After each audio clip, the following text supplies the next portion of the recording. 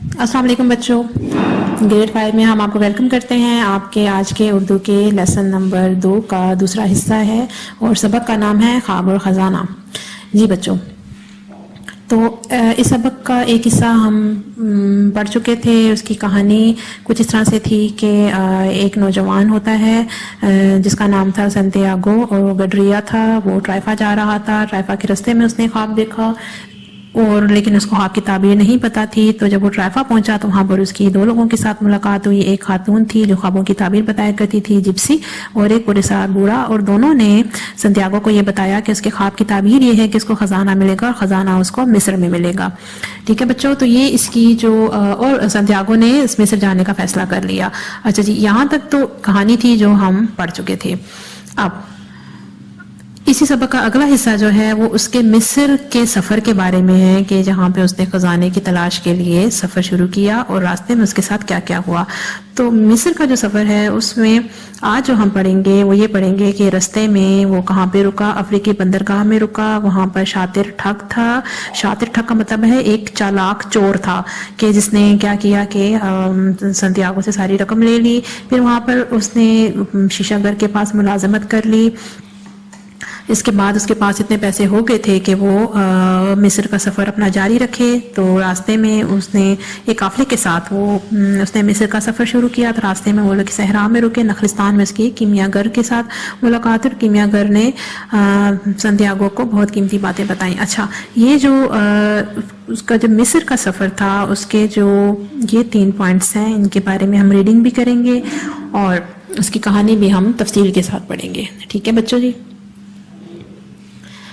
अच्छा, ये आपके सामने आ रहे हैं मिस्र के सफ़र के जो कुल पॉइंट्स हैं वो 5 हैं।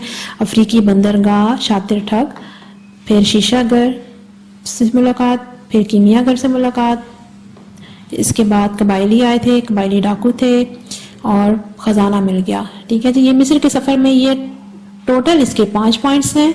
आज जो हम करेंगे वो अफ्रीकी बंदरगाह, शीशागर और कीमियागर के बारे में करेंगे। चलिए जी, रीडिंग शुरू करते हैं। तवील सफर के बाद जहाज एक अफ्रीकी बंदरगाह पर लंगर अंदाज हुआ। तवील का मतलब होता है लंबे सफर के बाद। वो बैरी जहाज में चूंकि सफर कर रहा था, मिस्र जा रहा था, तो रास्ते में वो एक अफ्रीकी बंदरगाह पर जहाज रुका। लंगर अंदाज होने का मतलब होता है रुका। यहाँ एक शातिर ठग ने लड़के को समझ लिया।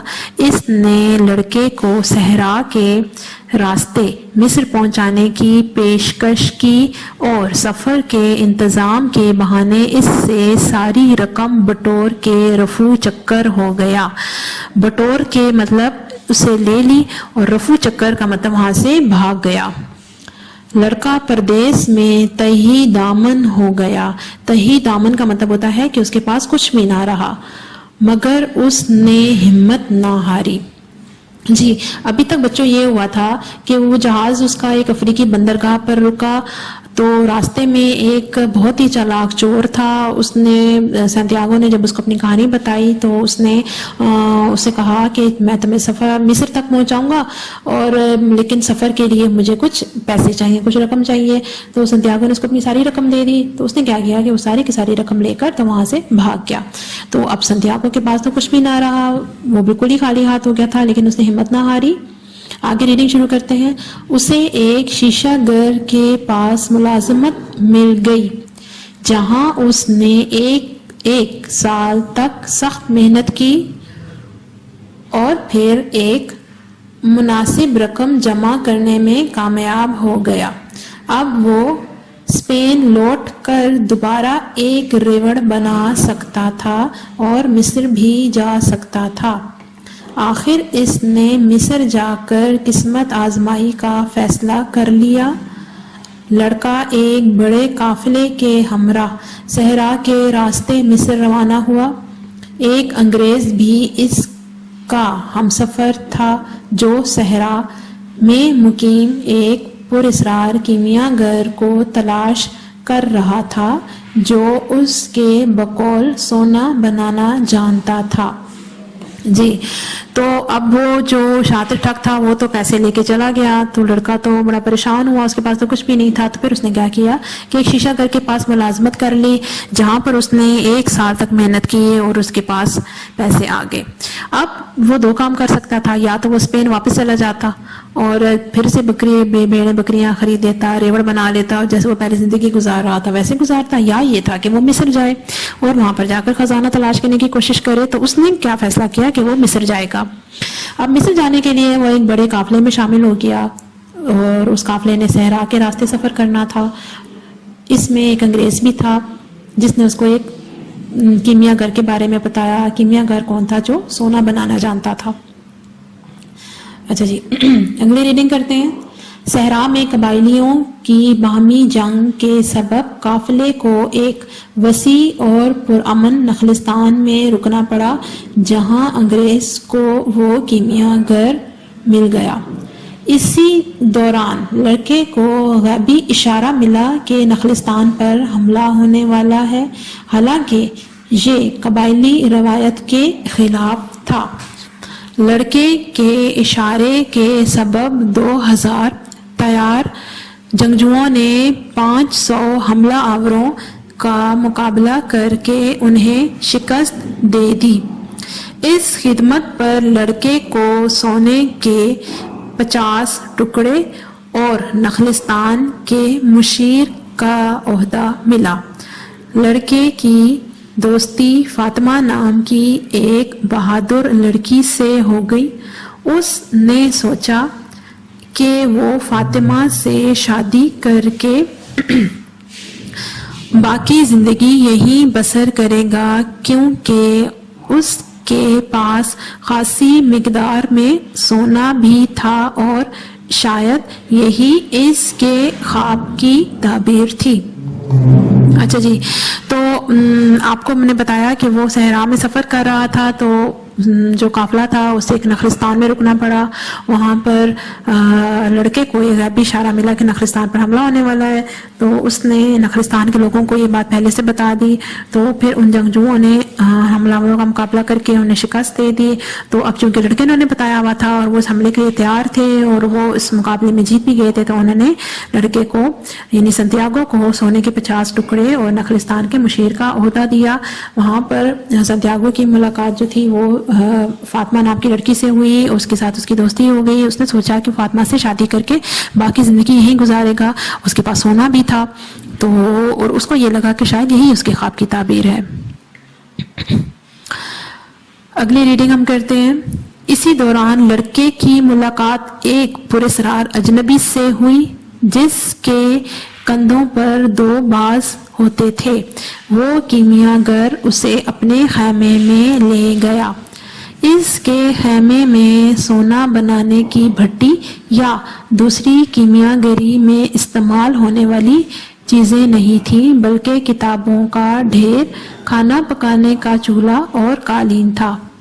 کیمیا گر نے خیمے میں آگ روشن کر دی جس سے ایک مخصوص خوشبو پھیل گئی.